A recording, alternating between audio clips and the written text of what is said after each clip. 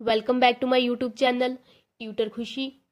तो गाइज मैं आज आपको पार्टनरशिप डीड के बारे में करवाने जा रही हूँ। लास्ट मैंने आपको पार्टनरशिप के फीचर्स करवाए थे। अगर आपको उन फीचर्स में कोई भी दिक्कत है तो आप मेरे कमेंट सेक्शन में बता सकते हैं, मैं डेफिनेटली उसका आंसर करती हूँ। तो आज का टॉपिक है आपका पार्टनरशिप डीड। ये आपके ज़्यादातर वाइवा के लिए इंपॉर्टेंट है। आपके जो प्रैक्टिकल पोर्शन है, जहाँ एग्जाम के पॉइंट ऑफ व्यू से ये टॉपिक इतना ज़रूरी नहीं है। अगर आप चाहो तो इसको स्किप कर सकते हो, बट प्रॉब्लम इज दिस कि आपको ये बेसिक बात आज से हमारी शुरू होने वाली है प्रैक्टिकल के लिए। तो अगर आप इसको देख लोगे देन वेल एंड गुड। तो आज हम क्या है पार्टनरशिप डीड के बारे में पढ़ेंगे। तो पार्टनरशिप डीड में सबसे पहले हम क्या है इसका मीनिंग देख लेते हैं। तो मीनिंग में पार्टनरशिप डीड क्या होता है। पार्टनरशिप का मीनिंग तो आपको पता है। तो डीड क्या होता है? डीड का मतलब होता है एग्रीमेंट। इसको एक टेक्निकल वर्ड है ना, एग्रीमेंट का हम डीड यूज करते हैं। हम एग्रीमेंट वर्ड यूज नहीं करते, हम डीड वर्ड यूज किया जाता है। तो पार्टनरशिप डीड क्या है? Partnership deed is an partnership agreement. अब पार्टनरशिप एग्रीमेंट किसका? बिटवीन पार्टनर्स का। पार्टनर जब भी बिजनेस करते हैं, 2 है, 10 है, 20 है, कितने भी पार्टनर्स हैं, वो आपस में क्या है एक ना डॉक्यूमेंट बना लेते हैं जिसमें पार्टनरशिप के सारे ही रूल्स एंड रेगुलेशन लिखे गए होते हैं और सभी पार्टनर्स उस पर क्या है साइन करते हैं। दैट शोज कि हम इस एग्रीमेंट पे एग्री कर रहे हैं, ये रूल्स एंड रेगुलेशन पे हम अप्लाई कर रहे हैं। कल को अगर आगे जाकर कोई भी कंफ्लिक्ट अराइज हो जाता है, कोई भी डिस्प्यूट अराइज हो जाता है बिटवीन द पार्टनर्स, तो ये पार्टनरशिप डीड या एग्रीमेंट हमें हेल्प करता है उसको रिजॉल्व करने के लिए। क्योंकि दैट जब ये पार्टनरशिप बनी थी तब कुछ रूल्स एंड रेगुलेशन बनाए गए थे जो सारे पार्टनर्स क्या है उसके ऊपर फॉलो करेंगे। अगर आगे चलकर कोई पार्टनर नहीं फॉलो करता है तो वो क्या है एक साइन किया होता है उसने वो एग्रीमेंट पे, क्योंकि तब उसने कहा था मैं फॉलो करूंगा। अगर आगे जाकर वो फॉलो नहीं करता तो उसकी जो भी डिस्प्यूट अराइज हो गया है पार्टनर्स में, तो ये एग्रीमेंट या डीड हमें क्या हेल्प करता है उसको रिजॉल्व करने के लिए। ठीक है।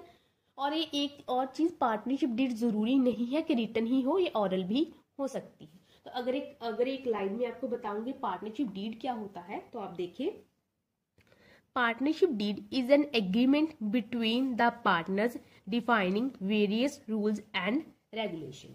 तो पार्टनरशिप डीड क्या है? एक एग्रीमेंट है। किन में एग्रीमेंट है? पार्टनर्स में एक तरह का एग्रीमेंट है जिसमें एग्रीमेंट में सारे ही रूल्स एंड रेगुलेशन लिखे जाएंगे। किसके? पार्टनरशिप के। ठीक है। तो सारे रूल्स एंड रेगुलेशन पार्टनरशिप के लिखे जाएंगे, तो उसको हम क्या है पार्टनरशिप डीड या पार्टनरशिप एग्रीमेंट बोला जा सकता है। ठीक है। अभी बारी आती है कि इसको बनाना क्यों है। वही सिंपल सी बात है जिसमें सारे किस पार्टनर की क्या राइट है, ड्यूटी है, लाइबिलिटी है, ये सब लिखा जाएगा। डिस्प्यूट में इसको हम क्या रिजॉल्व करने के लिए हमें ये हेल्प कर देता है। उसके बाद एक नेक्स्ट चीज आती है that is contents. Contents of partnership deed. ठीक है ना, कॉन्टेंट्स ऑफ पार्टनरशिप डीड। तो एक और चीज मैं बता दूं, मैंने अभी आपको बताया कि वो क्या होता है पार्टनरशिप डीड, जिसमें पार्टनरशिप के सारे ही रूल्स एंड रेगुलेशन को लिखा जाता है। अभी एक दिक्कत ये है कि लिखना कैसे है। हमें पता है सारे रूल्स एंड रेगुलेशन लिखने हैं, लिखने कैसे है? ठीक है, ऐसे मैंने पेपर उठाया, ऐसे करके लिख दिया सारा, ये लो जी, कोई पता नहीं कि कौन सी लाइन कहाँ लिखी गई है, कैसे लिखी गई है। ऐसे लिखे पार्टनरशिप एग्रीमेंट, ऐसे बना ले। तो इसका एक ना एक फॉर्मेट अच्छे से बनाना होता है कि इसमें अलग अलग कंटेंट्स होते हैं, कंटेंट्स में क्या क्या लिखा जाएगा। अभी कंटेंट्स क्या होते हैं जिसको हम हेड्स बोलते हैं। फॉर एग्जाम्पल आपको अभी पता चल जाएगा कंटेंट्स क्या होते हैं। सबसे पहला कंटेंट क्या है हमारा? Name of firm. Name of firm. अब नेम ऑफ फर्म में क्या होता है? 2 या मान लीजिए 10 पार्टनर्स हैं, मिलकर उन्होंने क्या है कि हम पार्टनरशिप का बिजनेस करेंगे। कि कौन सा बिजनेस करोगे? सपोज उन्होंने डिसाइड कर लिया आपस में बेकरी का बिजनेस करेंगे। ठीक है, 10 पार्टनर्स ने मिलकर बेकरी का बिजनेस डिसाइड कर लिया, तो उस बेकरी का कोई ना कोई नाम तो उन्होंने सोचा होगा। ठीक है ना, कोई ना कोई नाम तो उन्होंने सोचा होगा। तो यहाँ पे सबसे पहले आप बताओगे कि आपके बिजनेस का नाम क्या है। नेम, बिजनेस नेम यहाँ पे। ठीक है ना, बिजनेस नेम।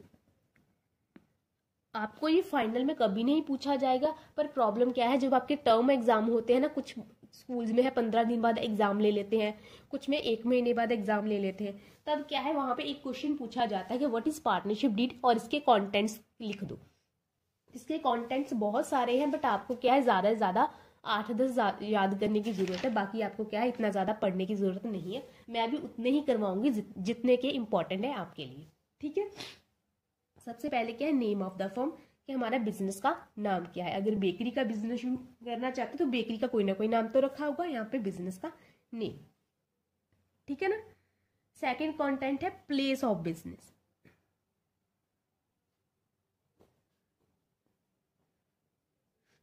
अब ये बेकरी आप कहाँ पे खोलने वाले हो, जगह का नाम, ठीक है ना। कहाँ पे खोलने वाले, सिटी में, विलेज में, टाउन में, कहाँ पे, ठीक है, वहां पे उस जगह का नाम। फॉर एग्जाम्पल मुंबई में खोलने वाले तो यहाँ पे लिख दो मुंबई, ठीक है ना। मुंबई में कहाँ पे, उसका एक छोटा सा एड्रेस। और थर्ड आता है nature of business. Nature of business में आप किस तरह का बिजनेस शुरू करना चाहते हैं, ठीक है ना। नेचर ऑफ बिजनेस में आप किस तरह का बिजनेस शुरू करना चाहते हो। यहाँ पे आप लिख सकते हो बेकरी का बिजनेस है, पार्टनर्स मिलकर बेकरी का बिजनेस शुरू करना चाहते हैं। ये कहाँ पे लिखेंगे, एक आप ना डीड जो एग्रीमेंट होगा ना उस पे आप लिखोगे सबसे पहले हमारे बिजनेस का ये नाम है, हमारा बिजनेस यहाँ पे है, सारा ऐसे ऐसे करके आप उसमें मेंशन करोगे। उसके बाद आता है हमारा duration of partnership. Duration of partnership. अब ड्यूरेशन ऑफ पार्टनरशिप का क्या मतलब है, आप कितने समय के लिए पार्टनरशिप को रखना कंटिन्यू करना चाहते, कितने उसकी पार्टनरशिप की लाइफ कितनी है, ठीक है ना। 2 साल है, 5 साल है, 10 साल है, तो ये आप पार्टनर्स में आपस में डिसाइड किया होता है। और ऐसा नहीं है कि 5 साल लिखा है तो 5 साल बाद बिजनेस को बंद करना पड़ेगा, ऐसा नहीं, इसको एक्सटेंड किया जा सकता है। वो डिपेंड करता है कि पार्टनर्स में आपस का रिश्ता कैसा है, ठीक है ना। अगर 5 से 10 साल लाइफ टाइम तक रखना चाहते हैं वो उनका चॉइस है, पर आपको क्या है यहाँ पे ड्यूरेशन देना कंपल्सन नहीं है, बट दे सकते हो। ये कंटेंट है, इसको आप चाहो नहीं रखना चाहते हो इसको रिमूव भी किया जा सकता है। उसके बाद आता है name of partners. Name of partners,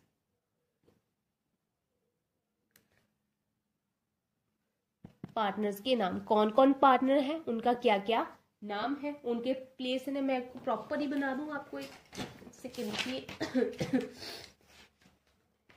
हाँ, नेम ऑफ पार्टनर में पार्टनर्स का नाम क्या है, कौन कौन पार्टनर है, उनका क्या क्या नाम है, एंड एड्रेस। सेम यहाँ पे एक दोनों एक साथ ही कर, name of partners and address, कौन कौन पार्टनर है और उनका क्या एड्रेस है, तो उनके बारे में यहाँ पे आपको मेंशन करना होगा, ठीक है।